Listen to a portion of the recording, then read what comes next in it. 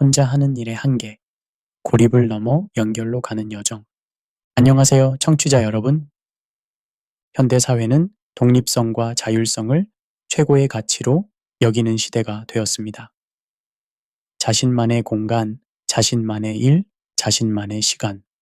우리는 나라는 단위를 중심으로 세상을 재구성하며 살아가고 있습니다. 1인 가구의 급증, 프리랜서 문화의 확산, 재택근무의 일상화는 이러한 개인화 현상을 더욱 가속화시켰습니다. 그러나 인간은 본질적으로 관계적 존재입니다. 신경과학적 관점에서 우리의 뇌는 타인과의 상호작용을 통해 발달하고 사회심리학적 관점에서 우리의 정체성은 관계 속에서 형성됩니다. 진화생물학자들은 인류가 생존해온 핵심 전략이 협력과 상호 의존성이었다고 말합니다. 여기서 약간의 냉소적 관점을 덧붙이자면 현대사회는 개인의 자유라는 미끼로 우리를 철저한 고립으로 유인하고 있습니다. SNS에서 보여지는 완벽한 솔로 라이프의 이면에는 심리적 고통과 사회적 단절이 숨겨져 있습니다. 자본주의는 개인을 고립시킴으로써 더 많은 소비를 유도하고 더 많은 개인화된 상품을 판매합니다. 본 오디오북은 이러한 고립의 함정에서 벗어나 진정한 연결의 가치를 재발견하고 혼자서도 함께할 수 있는 지혜를 제시합니다. 독립성을 유지하면서도 상호 의존성을 구축하는 방법, 고독과 고립을 구분하는 법, 그리고 지속 가능한 인간관계의 구조를 만드는 실천적 해결책들을 탐구할 것입니다. 제1장 전문적 고립의 심리학. 혼자 일한다는 것은 무엇을 의미할까요? 자영업자, 프리랜서, 1인 기업가, 독립 창작자, 그리고 플랫폼 노동자들은 공통적으로 고립된 전문성이라는 특수한 상황에 놓여 있습니다. 이들은 일의 계획부터 실행, 평가, 개선까지 전 과정을 홀로 감당합니다. 겉으로 보기에 이는 완전한 자유와 자율성의 표현으로 보이지만 심리학적으로는 상당한 부담과 위험을 내포하고 있습니다. 뇌과학 연구에 따르면 사회적 고립은 전두엽 피질의 기능을 저하시키며 이는 의사결정 능력과 창의적 사고에 직접적인 영향을 미칩니다. 토론토 대학의 연구팀은 고립된 환경에서 일하는 전문가들이 장기적으로 인지적 유연성과 문제 해결 능력의 감소를 경험한다는 사실을 발견했습니다. 더욱 주목할 만한 점은 전문적 정체성의 문제입니다. 사회심리학자 헨리 타즐의 사회 정체성 이론에 따르면 우리의 자아 개념은 소속된 집단과의 관계 속에서 형성됩니다. 전문적 고립은 이러한 정체성 형성 과정을 방해하여 나는 누구인가 라는 근본적인 질문에 대한 혼란을 가중시킵니다. 여기서 약간의 냉소적 관점을 덧붙이자면 현대사회는 전문가라는 지위를 개인의 고립된 성취로 미화하는 경향이 있습니다. 우리는 스티브 잡스나 일론 머스크 같은 천재적 개인의 신화에 매료되지만 이들의 성공 뒤에 숨겨진 광범위한 협력, 네트워크는 종종 간과됩니다. 혼자서 이룬 성공이라는 환상은 자본주의적 개인주의의 산물이며 실제로는 존재하지 않는 신화에 가깝습니다. 전문적 고립의 심리적 영향을 이해하기 위해 다음과 같은 비유를 생각해 볼 수 있습니다. 숲속에 홀로 선 나무는 태풍에 더 취약합니다. 반면 숲을 이루는 나무들은 서로의 뿌리가 얽혀 지지 구조를 형성하고 바람의 충격을 분산시킵니다. 마찬가지로 전문적 네트워크 속의 개인은 실패와 좌절의 충격을 더 효과적으로 흡수하고 극복할 수 있습니다.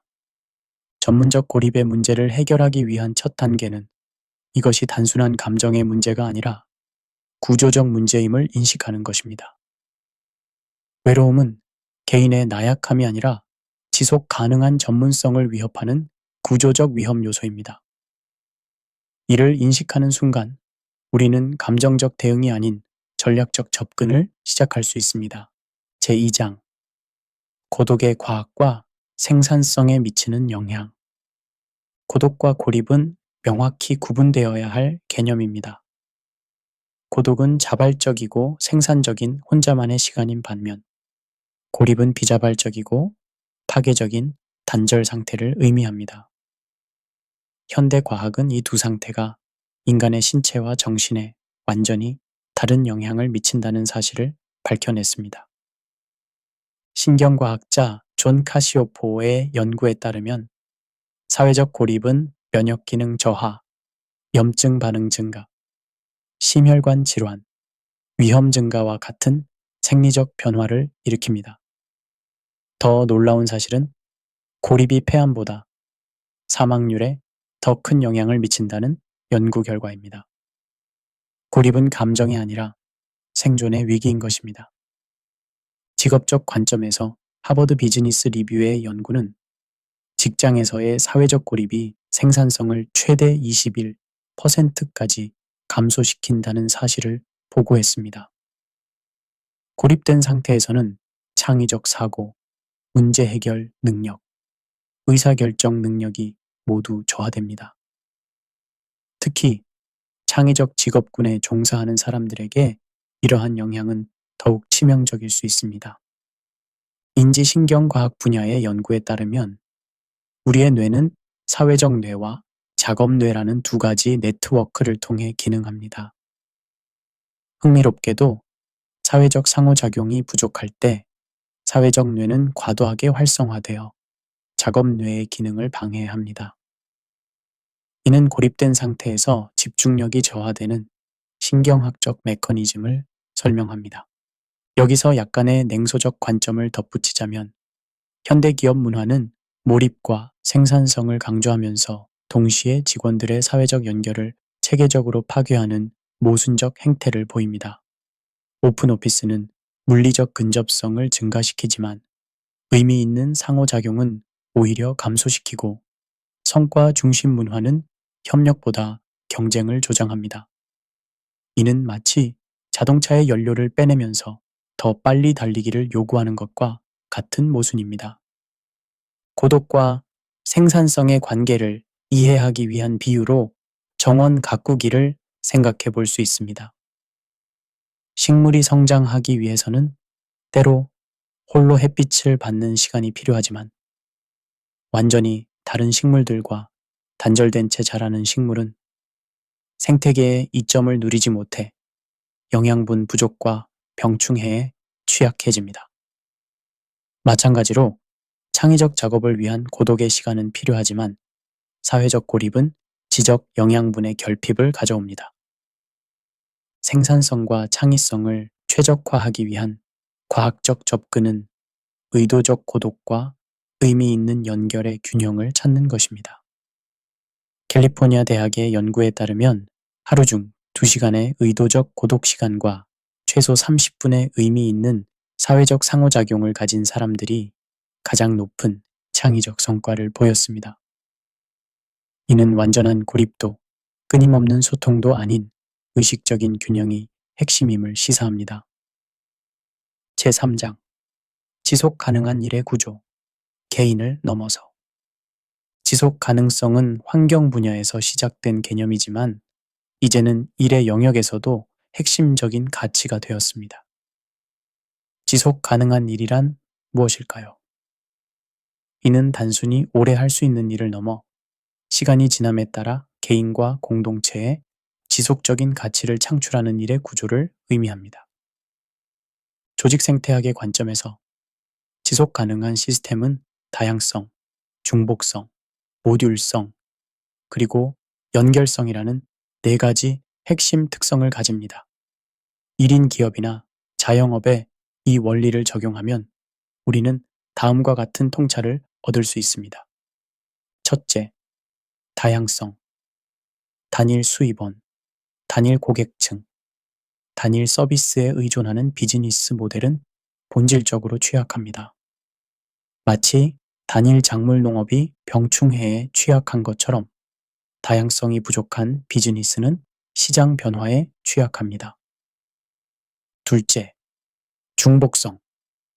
핵심 기능에 대한 백업 시스템이 없는 1인 기업은 개인의 건강이나 상황에 전적으로 의존하게 됩니다. 이는 마치 비상 발정이 없는 병원과 같이 위험합니다. 셋째, 모듈성. 모든 과정이 하나로 통합되어 있으면 한 부분의 문제가 전체 시스템을 마비시킬 수 있습니다. 업무 프로세스의 모듈화는 문제의 격리와 부분적 개선을 가능하게 합니다. 그리고 넷째, 연결성. 외부 네트워크와의 연결은 정보, 자원, 기회의 흐름을 가능하게 합니다. 고립된 시스템은 외부 지식과 혁신에 접근할 수 없어 시간이 지남에 따라 경쟁력을 잃게 됩니다. 시스템 이론가 도넬라 메도우스는 시스템은 그 구조가 결정한다고 말했습니다. 즉, 개인의 노력이나 의지만으로는 근본적인 구조적 문제를 해결할 수 없다는 것입니다. 1인 기업가나 자영업자의 외로움과 지속 가능성 문제는 개인의 감정 관리가 아닌 일의 구조적 재설계를 통해 접근해야 합니다. 여기서 약간의 냉소적 관점을 덧붙이자면 현대의 창업 문화는 혁신과 파괴를 찬양하면서 실제로는 가장 기본적인 시스템 원리조차 무시하는 경향이 있습니다. 스타트업 실패율이 90%를 넘는 이유는 단순히 아이디어의 부족이 아니라 지속 가능한 구조를 만들지 못하기 때문입니다. 우리는 유니콘을 찾는 데 집착하면서 100년 이상 생존한 가족 기업들의 지혜는 무시합니다. 지속 가능한 일의 구조를 이해하기 위한 비유로 생태계를 생각해 볼 수 있습니다. 자연 생태계에서는 어떤 생물도 완전히 독립적으로 존재하지 않습니다. 가장 강력해 보이는 포식자조차 복잡한 먹이사슬의 일부이며 작은 미생물의 활동에 의존합니다. 비즈니스도 마찬가지입니다. 어떤 기업도 개인도 생태계 없이는 지속될 수 없습니다. 지속 가능한 일의 구조를 만들기 위한 실천적 접근은 개인 중심에서 관계 중심으로의 전환을 요구합니다. 이는 경쟁 우위가 아닌 생태적 적합성을 추구하는 것을 의미합니다. 구체적으로 다음과 같은 전략을 고려할 수 있습니다. 첫째, 협력적 독립. 완전한 통합이 아닌 독립적 주체들 간의 전략적 협력 관계를 구축합니다. 둘째, 지식 생태계. 정보와 통찰을 공유하는 커뮤니티에 적극적으로 참여합니다. 셋째, 상호 지원 구조. 위기 시 서로를 지원할 수 있는 안전망을 구축합니다. 그리고 넷째, 분산된 책임. 핵심 기능을 신뢰할 수 있는 네트워크에 분산시킵니다. 이러한 접근은 단기적으로는 효율성을 희생할 수 있지만 장기적으로는 회복력과 적응력을 크게 향상시킵니다. 지속 가능성은 속도가 아닌 지속 능력에 관한 것이기 때문입니다. 제4장 네트워크 효과. 연결이 개인의 잠재력을 증폭시키는 방식. 네트워크 이론은 21세기의 가장 중요한 학문적 발전 중 하나입니다. 이 이론은 수학, 물리학, 사회학, 경제학, 컴퓨터 과학을 넘나드는 학제 간 연구 분야로 연결된 시스템의 근본적인 원리를 탐구합니다. 네트워크 효과란 무엇일까요? 이는 네트워크의 가치가 참여자 수의 제곱에 비례하여 증가한다는 메트칼프의 법칙으로 설명됩니다. 사회 네트워크 분석가 마크 그라노베터의 연구에 따르면 개인의 성공에 가장 중요한 것은 강한 유대가 아닌 약한 유대입니다. 약한 유대의 강점이라는 그의 유명한 논문은 직업을 구하거나 새로운 기회를 얻는 데 있어 친한 친구보다 아는 사람의 네트워크가 더 결정적임을 보여주었습니다. 구조적 공백 이론의 창시자 로널드 버트는 서로 연결되지 않은 집단 사이를 연결하는 다리 역할을 하는 사람들이 가장 큰 경쟁 우위를 갖는다고 주장합니다. 이는 다양한 세계를 넘나드는 경계인이 새로운 아이디어와 기회에 접근할 확률이 높기 때문입니다. 복잡계 과학자들은 네트워크의 구조가 창의성과 혁신에 직접적인 영향을 미친다는 사실을 발견했습니다. 너무 연결이 적은 네트워크는 정보 흐름이 제한되고, 너무 연결이 많은 네트워크는 동질화되는 경향이 있습니다. 최적의 창의성은 작은 세상 네트워크에서 나타나는데, 이는 지역적 클러스터와 원거리 연결이 균형을 이루는 구조입니다. 여기서 약간의 냉소적 관점을 덧붙이자면, 현대사회는 네트워킹이라는 이름으로 표면적이고 도구적인 관계 맺기를 장려합니다. 명함을 교환하고 링크드인 연결을 맺는 것은 진정한 네트워크 구축과는 거리가 멉니다. 진정한 네트워크는 거래가 아닌 신뢰를 기반으로 하며 단기적 이득이 아닌 장기적 가치 교환을 지향합니다. 인맥을 자본처럼 취급하는 순간 우리는 이미 그 본질을 왜곡하고 있는 것입니다. 네트워크 효과를 이해하기 위한 비유로 뇌의 구조를 생각해 볼 수 있습니다. 인간의 뇌는 개별 뉴런의 능력이 아닌 1000억 개의 뉴런 간 100조 개의 시냅스 연결에서 그 놀라운 능력이 발현됩니다. 단일 뉴런은 거의 아무것도 할 수 없지만 연결된 네트워크로서의 뇌는 예술을 창조하고 우주를 이해하며 자기 자신을 인식할 수 있습니다. 마찬가지로 개인의 잠재력은 연결의 질과 구조에 의해 증폭됩니다. 네트워크 효과를 활용하기 위한 실천적 접근은 다음과 같은 전략을 포함합니다.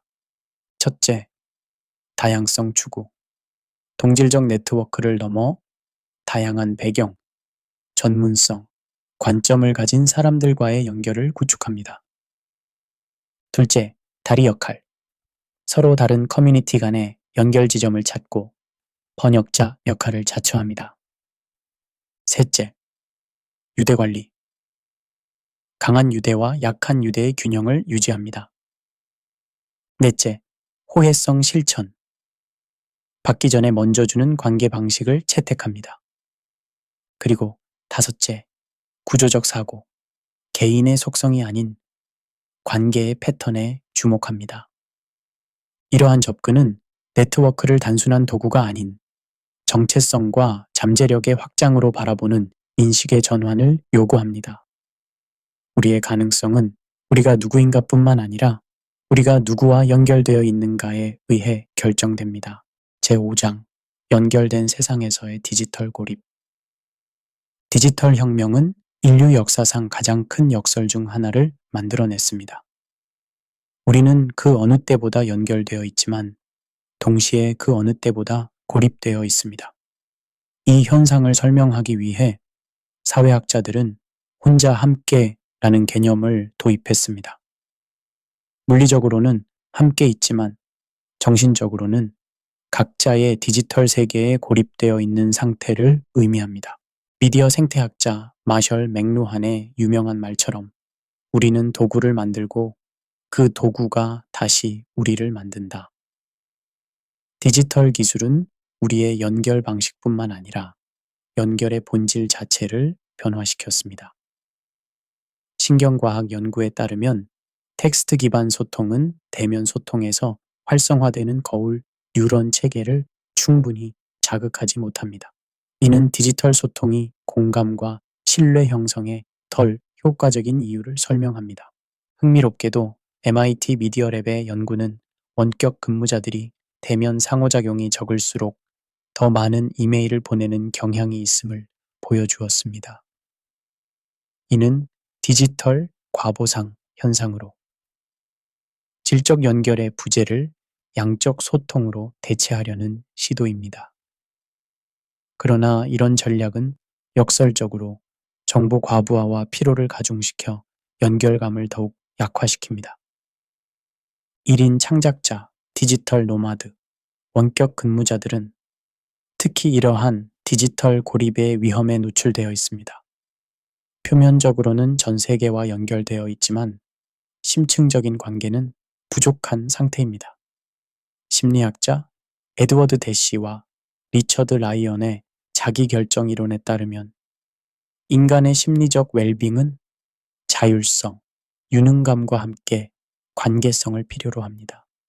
디지털 환경은 자율성과 유능감은 강화할 수 있지만 진정한 관계성의 욕구를 충족시키기는 어렵습니다. 여기서 약간의 냉소적 관점을 덧붙이자면 디지털 플랫폼 기업들은 연결을 약속하면서 실제로는 중독을 설계합니다. SNS의 알고리즘은 의미 있는 대화보다 감정적 반응과 갈등을 증폭시키도록 최적화되어 있습니다. 우리는 좋아요와 팔로워라는 연결의 시뮬라크럼, 즉 실제보다 더 실제 같은 가상에 만족하면서 진정한 유대의 결핍을 경험합니다. 테크놀로지 기업들은 소통의 민주화를 표방하지만 실제로는 인간관계를 데이터 포인트로 환원하는 과정에서 그 본질을 훼손합니다. 디지털 고립을 이해하기 위한 비유로 영양소와 칼로리의 관계를 생각해 볼 수 있습니다. 패스트푸드가 칼로리는 충분히 제공하지만 필수 영양소는 부족한 것처럼 디지털 소통은 정보의 양은 풍부하지만 관계의 질적 측면은 결핍되기 쉽습니다. 마치 영양실조와 비만이 동시에 존재할 수 있는 것처럼 정보 과잉과 의미 있는 연결의 결핍이 공존하는 것입니다. 제6장 의미 있는 전문적 연결 구축을 위한 전략. 의미 있는 전문적 연결이란 단순한 지인 관계를 넘어 상호 성장과 가치 교환이 이루어지는 관계를 의미합니다. 이는 도구적 네트워킹과는 근본적으로 다른 접근법을 요구합니다. 관계를 수단이 아닌 목적으로 바라보는 패러다임의 전환이 필요합니다. 하버드 비즈니스 스쿨의 연구에 따르면 가장 성공적인 전문가들은 거래 중심 네트워킹이 아닌 관계 중심 네트워킹을 실천합니다. 전자가 내가 무엇을 얻을 수 있는가에 중점을 둔다면 후자는 우리가 함께 어떤 가치를 창출할 수 있는가에 초점을 맞춥니다. 심리학자 애덤 그랜트는 전문가들을 기버, 테이커, 매처 세 가지 유형으로 분류했습니다. 흥미롭게도 장기적 성공에서는 기버가 최상위와 최하위 그룹 모두에 분포했습니다. 차이점은 현명한 기버와 순진한 기버의 구분에 있었습니다. 현명한 기버는 자신의 핵심 가치와 경계를 유지하면서 베푸는 반면 순진한 기버는 자기 착취로 이어지는 무조건적인 베풀물 실천합니다. 네트워크 과학자들은 전문적 연결의 구조적 특성으로 다음 세 가지를 강조합니다. 첫째, 분산성. 이것은 단일 허브에 과도하게 의존하지 않는 다중 연결 구조입니다. 둘째, 다층성. 이것은 다양한 수준과 맥락에서의 연결입니다. 그리고 셋째, 동적 균형. 이것은 안정성과 변화, 친밀함과 다양성 사이의 균형입니다. 여기서 약간의 냉소적 관점을 덧붙이자면 현대의 경력 개발 담론은 인맥 구축을 마치 전략 게임처럼 접근하도록 유도합니다. 링크드인 연결 숫자, 컨퍼런스 참석 횟수, 명함 교환 건수 등 양적 지표에 집착하는 경향이 있습니다. 이는 마치 우정을 페이스북 친구 수로 평가하는 것만큼이나 본질을 왜곡합니다. 진정한 전문적 관계는 산업 용어나 비즈니스 전략 이면의 인간을 발견하는 과정에서 시작됩니다. 의미 있는 전문적 연결을 구축하기 위한 비유로 정원 가꾸기를 생각해 볼 수 있습니다. 관계도 식물처럼 지속적인 관심과 돌봄이 필요하며 각각 다른 속도로 성장합니다. 어떤 관계는 빠르게 꽃을 피우고 어떤 관계는 천천히 뿌리를 내립니다.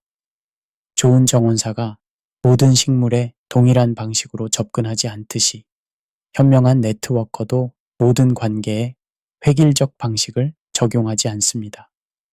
의미 있는 전문적 연결을 구축하기 위한 실천적 접근은 다음과 같은 전략을 포함합니다. 첫째, 정기적 지식 공유. 먼저 자신의 전문성과 통찰을 관대하게 나누는 습관을 기릅니다. 둘째, 호혜적 지지 구조, 그리고 정기적인 피드백과 멘토링 교환을 통해 상호 성장을 촉진합니다. 셋째, 공동 프로젝트. 함께 이윤과 가치를 창출하는 협력 경험을 통해 관계를 심화시킵니다. 넷째, 의도적 다양성. 이것은 자신과 다른 배경, 관점, 전문성을 가진 사람들과의 연결을 우선시하는 것입니다. 겸손과 자신감이 이때 필요합니다.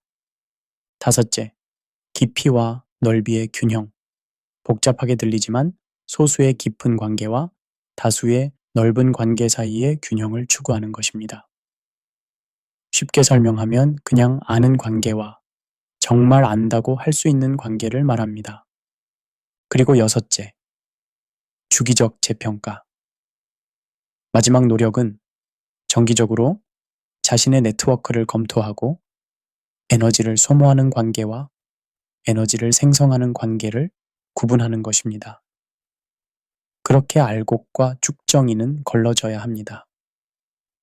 이러한 접근은 관계를 성과의 수단이 아닌 그 자체로 가치 있는 공동 창조의 과정으로 바라봅니다. 진정한 전문적 연결은 거래가 아닌 변혁을 목표로 합니다. 제7장 독립성과 상호 의존성의 균형. 독립성과 상호 의존성은 흔히 대립되는 개념으로 이해되지만 발달 심리학자 로버트 키건은 이를 인간 발달의 연속선상에 있는 단계로 설명합니다. 키건의 이론에 따르면 성숙한 성인의 정체성 발달은 의존에서 시작하여 독립으로 성장한 뒤 상호 의존으로 완성되며 성숙도에 따라 각 단계별로 진행됩니다. 이 관점에서 볼 때 상호 의존성은 독립성의 부정이 아니라 확장입니다. 진정한 상호 의존성은 강한 자율성의 기반 위에서만 가능합니다. 마치 재즈 앙상블에서 각 연주자가 자신의 악기에 대한 숙련도를 바탕으로 즉흥적인 조화를 이룰 수 있는 것과 같습니다. 조직 심리학자 에드거 샤인의 연구에 따르면 전문가의 정체성은 세 가지 핵심 가치의 균형에 의해 형성됩니다. 그것은 첫째 기술적 전문성, 둘째 자율성, 그리고 셋째 소속감입니다. 이 세 요소 중 어느 하나가 지나치게 강조되거나 무시될 때 직업적 정체성의 위기가 발생합니다. 인류학자 데이비드 그레이버는 현대인의 딜레마를 자유의 역설이라고 설명합니다.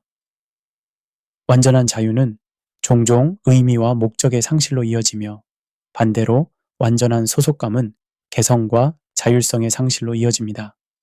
이 역설을 해결하기 위해서는 독립성과 상호 의존성의 변증법적 통합이 필요합니다. 여기서 약간의 냉소적 관점을 덧붙이자면 현대사회는 자기 개발과 개인 브랜딩이라는 이름으로 극단적 개인주의를 조장하면서 동시에 팀워크와 협업을 강조하는 이중적 메시지를 전달합니다. 이는 마치 모두 독특하게 튀어라. 하지만 정확히 같은 방식으로라고 요구하는 것과 같은 모순입니다.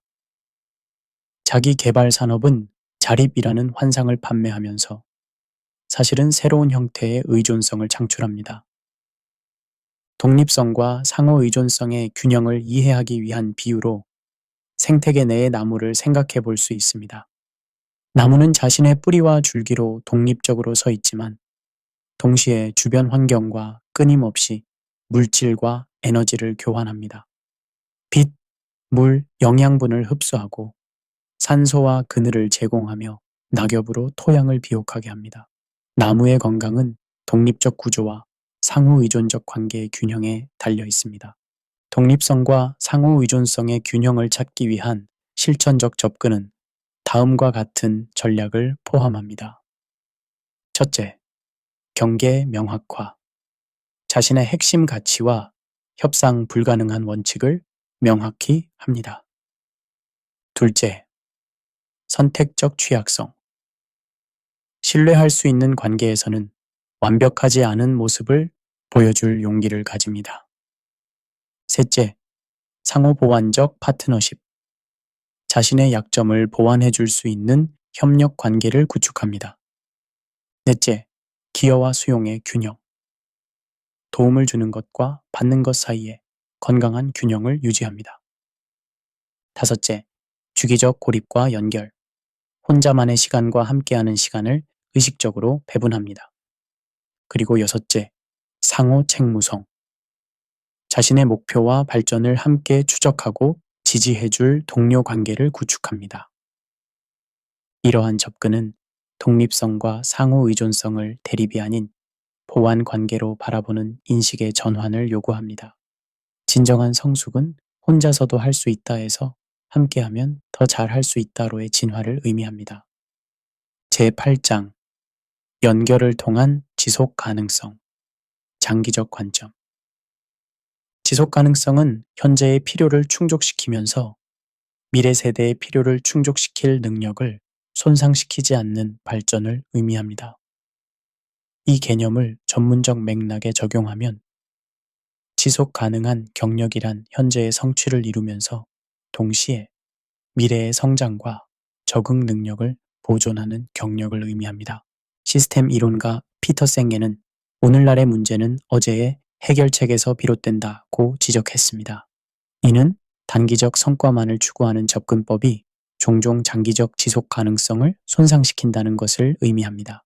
예를 들어 네트워크 없이 혼자서 모든 것을 해내려는 전략은 단기적으로는 통제감과 효율성을 제공할 수 있지만 장기적으로는 적응성과 회복력을 약화시킵니다. 발달 심리학자 에릭 에릭슨의 인생 단계 이론에 따르면 성인기 후반의 핵심 과제는 생산성 대 침체입니다. 생산성은 단순한 개인적 성취를 넘어 다음 세대를 양성하고 더 큰 공동체에 기여하는 것을 의미합니다. 이는 장기적 관점에서 전문성의 발전이 단순한 개인적 성공을 넘어 지식과 지혜의 전수로 확장되어야 함을 시사합니다. 생태심리학자 조안나 메이시는 지속 가능성을 위한 세 가지 차원의 행동을 제안합니다. 첫째, 현 상태를 유지하는 행동. 이것은 추가적인 피해를 방지하기 위해서입니다. 둘째, 대안적 구조를 만드는 행동. 이것은 새로운 시스템과 방식을 개발하기 위해서입니다. 그리고 셋째, 인식의 전환을 위한 행동. 이것은 가치와 세계관의 변화를 촉진하기 위해서입니다.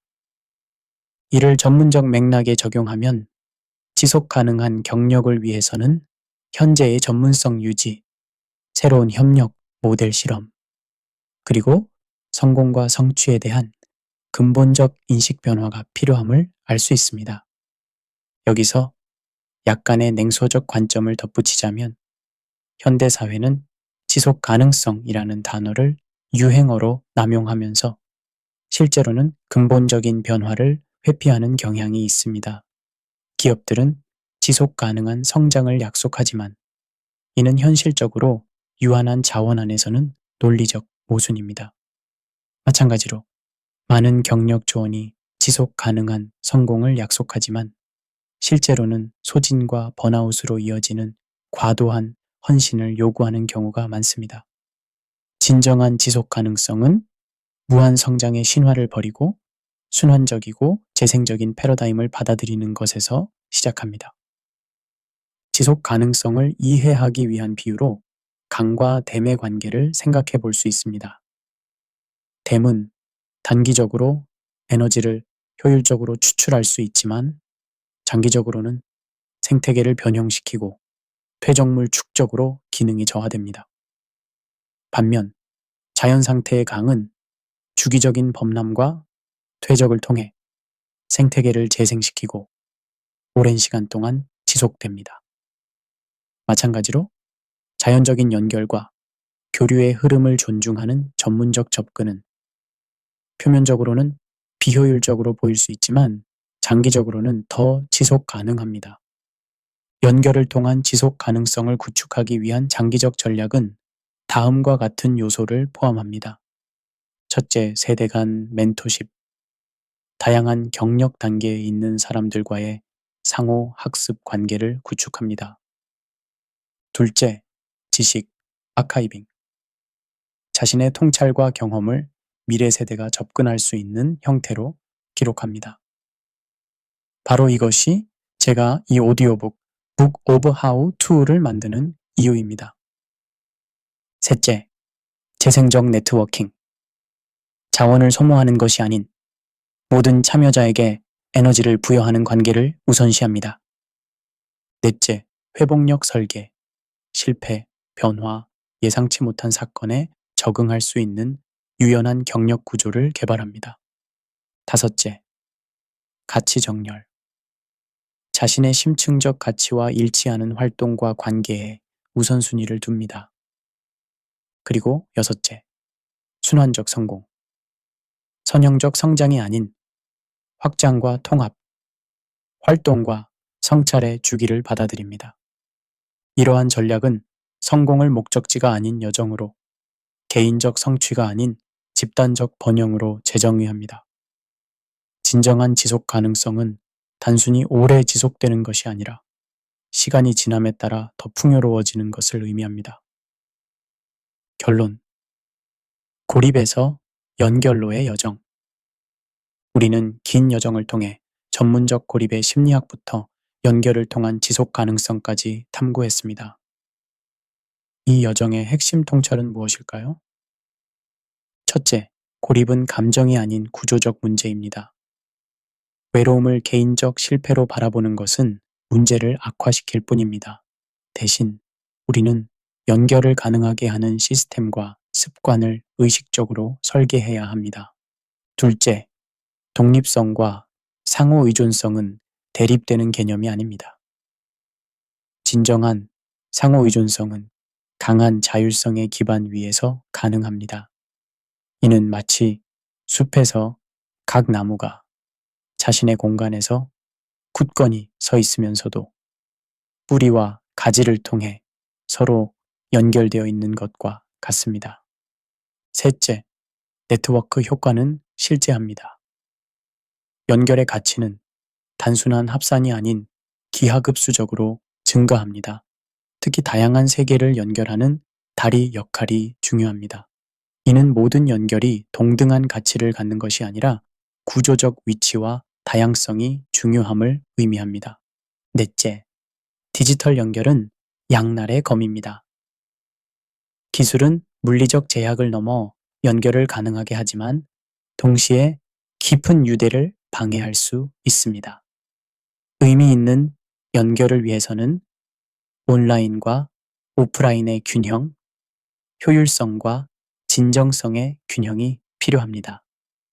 다섯째, 지속 가능성은 무한 성장이 아닌 순환적 재생을 의미합니다. 진정으로 오래 지속되는 것은 변화에 적응하고 실패에서 회복하며 세대를 넘어 가치를 전달할 수 있는 시스템입니다. 최종적으로 연결은 선택이 아닌 필수입니다. 인간은 본질적으로 관계적 존재이며 우리의 건강, 창의성, 회복력은 모두 연결의 질과 구조에 의존합니다. 전문적 고립을 극복하는 것은 단순히 외로움을 줄이는 것이 아니라 우리의 전체적 잠재력을 실현하기 위한 필수적인 단계입니다. 이 여정을 마무리하며 성경의 지혜를 떠올려 봅니다. 전도서 4장 9절부터 12절에는 이렇게 기록되어 있습니다. 두 사람이 한 사람보다 나음은 그들이 수고함으로 좋은 상을 얻을 것임이라. 혹시 그들이 넘어지면 하나가 그 동물을 붙들어 일으키려니와 홀로 있어 넘어지고 붙들어 일으킬 자가 없는 자에게는 화가 있으리라. 또 두 사람이 함께 누우면 따뜻하거니와 한 사람이면 어찌 따뜻하랴. 한 사람이면 패하겠거니와 두 사람이면 맞설 수 있나니 세 겹줄은 쉽게 끊어지지 아니하느니라. 이 고대의 지혜는 현대 네트워크 과학의 통찰과 놀랍도록 일치합니다. 혼자서도 할 수 있지만 함께하면 더 멀리, 더 오래 갈 수 있습니다. 고립에서 연결로의 여정은 단순한 생존이 아닌 진정한 번영을 위한 길입니다. 여러분의 여정에 지혜와 용기가 함께하기를 바랍니다. 감사의 말씀. 오디오북을 끝까지 들어주셔서 진심으로 감사드립니다. 현대사회에서 고립의 함정을 극복하고 의미 있는 연결을 구축하는 여정은 쉽지 않지만 그만큼 가치 있는 도전입니다. 여러분이 이 오디오북에서 얻은 통찰이 실제 삶과 일의 영역에서 구체적인 변화로 이어지기를 바랍니다. 더 많은 현실적 통찰과 실용적인 지혜를 담은 콘텐츠를 만들기 위해 최선을 다하고 있습니다. 이 여정을 함께하고 싶으시다면 저희 유튜브 채널 북오브 하우투를 구독해주세요. 매주 새로운 주제와 관점으로 여러분을 찾아뵙겠습니다. 유튜브 검색창에 북 오브 하우투를 입력하시면 쉽게 찾아오실 수 있습니다. 구독, 좋아요, 그리고 댓글을 통한 여러분의 생각 공유는 더 나은 콘텐츠를 만드는 원동력이 됩니다. 여러분의 지지와 관심에 다시 한번 감사드리며 다음 오디오북에서 더 깊은 통찰과 함께 다시 만나 뵙기를 고대합니다.